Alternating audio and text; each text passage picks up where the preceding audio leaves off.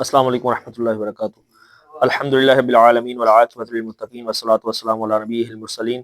اما بعد فاعوذ باللہ من الشیطان الرجیم، بسم اللہ الرحمن الرحیم۔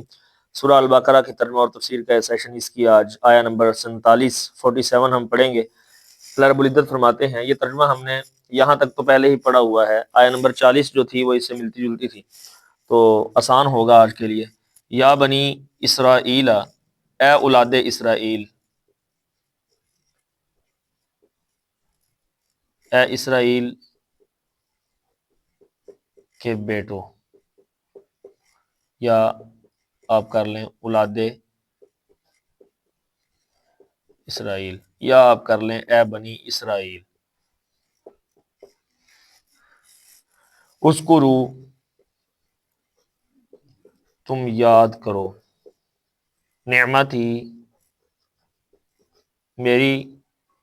اس نعمت کو،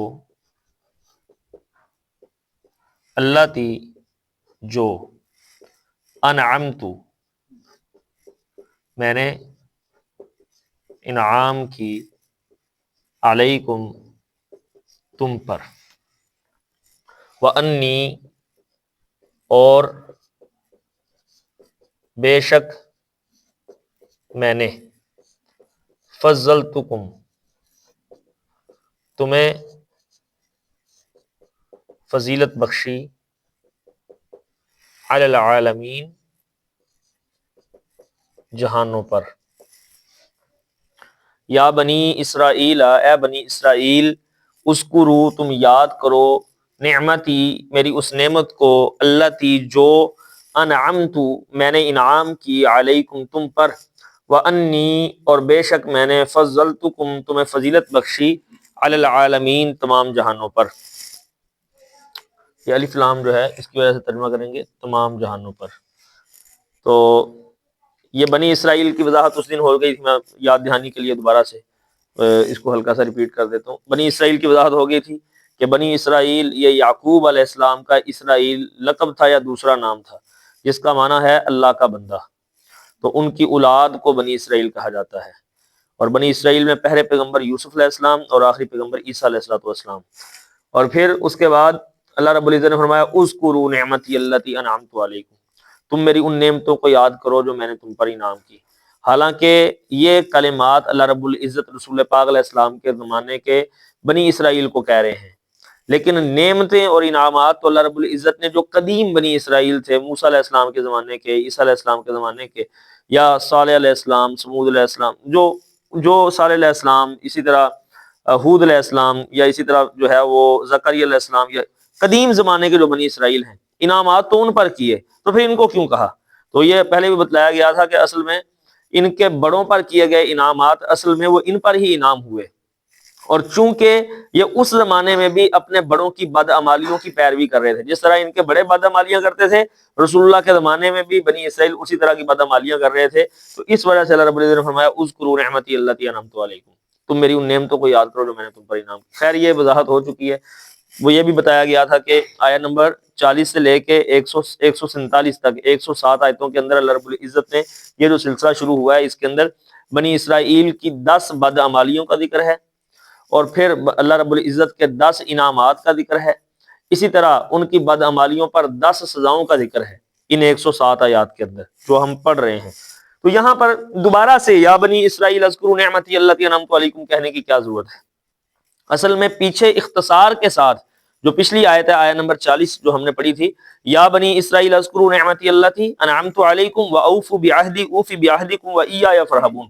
وہ جو آیت تھی اس میں اختصار کے ساتھ اللہ رب العزت نے انعامات کا ذکر کیا ہے، لیکن اب یہاں سے تفصیل کے ساتھ ذکر شروع ہو رہا ہے، تو اس وجہ سے دوبارہ سے اس جملے کو دہرایا گیا ہے، اور یہ وعظ کرنے کا، تبلیغ کرنے کا بڑا ہی مؤثر انداز ہے کہ کسی بات کو تکرار کے ساتھ بیان کیا جائے اور تنبیہ کے لیے بار بار اس کا ذکر کیا جائے، تو اس وجہ سے دوبارہ سے یا بنی اسرائیل اذکروا نعمتی التی انعمت علیکم کہا ہے۔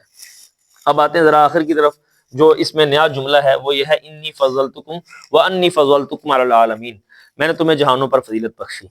یہ جو اللہ رب العزت نے بنی اسرائیل کو فضیلت بخشی تھی، یہ رسول پاک علیہ الصلوۃ والسلام کے آنے سے پہلے تک کی جتنی قومیں، جتنے جہان ہیں، جتنے لوگ گزرے ہیں آدم علیہ السلام سے لے کے ان تک یہ فضیلت تھی ان کی، یہ بات سمجھنے والی ہے۔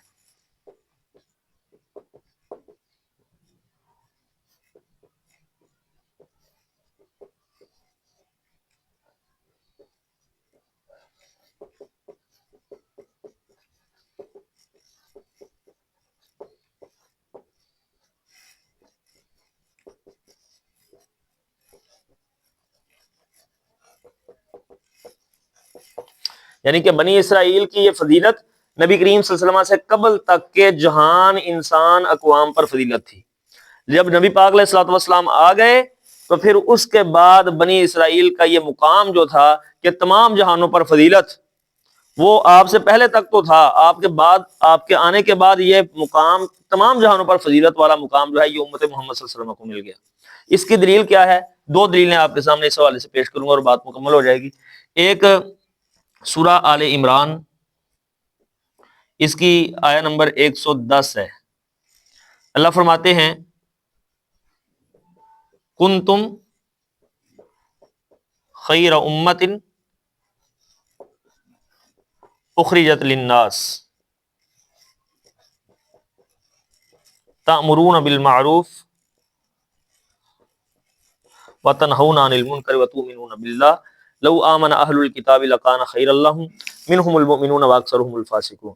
اللہ فرماتے ہیں تم بہترین امت ہو، کیوں؟ اس لیے کہ تم لوگوں کے لیے نکالے گئے ہو، نیکی کا حکم دیتے ہو، برائی سے منع کرتے ہو۔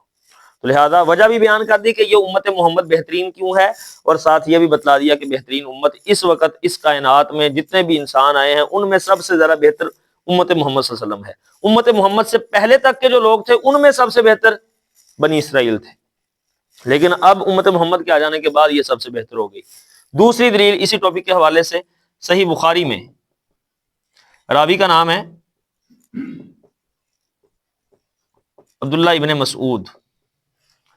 وہ بیان کرتے ہیں کہ رسول اللہ صلی اللہ علیہ وسلم نے ارشاد فرمایا خیر الناس کرنی،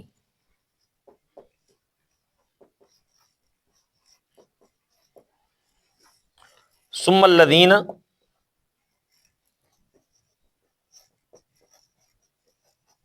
یلونہم ثم الذین یلونہم۔ یہ بخاری کے اندر جو اس کا حوالہ ہے میں یہاں پہ لکھ دیتا ہوں، 2652 نمبر، 2652 نمبر پہ ہے صحیح بخاری میں حدیث، کتاب الشہادات کے اندر۔ اللہ کے رسول نے فرمایا لوگوں میں سے، یعنی کہ آدم علیہ السلام سے لے کر جتنے بھی لوگ آئے ہیں سب لوگوں میں سے بہترین زمانہ، بہترین لوگ جو ہیں وہ میرے زمانے کے لوگ ہیں۔ ثم الذین یلونہم، پھر وہ لوگ ہوں گے جو میرے زمانے کے لوگوں کو دیکھیں گے، مراد تابعین ہیں۔ ثم الذین یلونہم، پھر وہ ہوں گے جو ان کو دیکھیں گے جنہوں نے میرے زمانے کے لوگوں کو دیکھا ہے، یعنی کہ اس سے مراد صحابہ کرام و اہل بیت العظام، اس سے مراد تابعین کرام، اور اس سے مراد تبع تابعین۔ تو یہ قیامت تک اور آدم علیہ السلام سے لے کر جو سب سے بہترین لوگ روئے زمین پہ گزرے ہیں، اللہ کے رسول نے فرمایا وہ یہ تین قسم کے لوگ ہیں۔ لہذا یہ بھی اس بات کی وضاحت کرتا ہے کہ یہ جو فضیلت تھی بنی اسرائیل کو، یہ نبی پاک علیہ الصلوۃ والسلام اور امت محمد صلی اللہ علیہ وسلم کے آنے سے پہلے تک کی تھی۔ امت محمد کے آ جانے کے بعد اس کائنات میں آدم علیہ السلام سے لے کے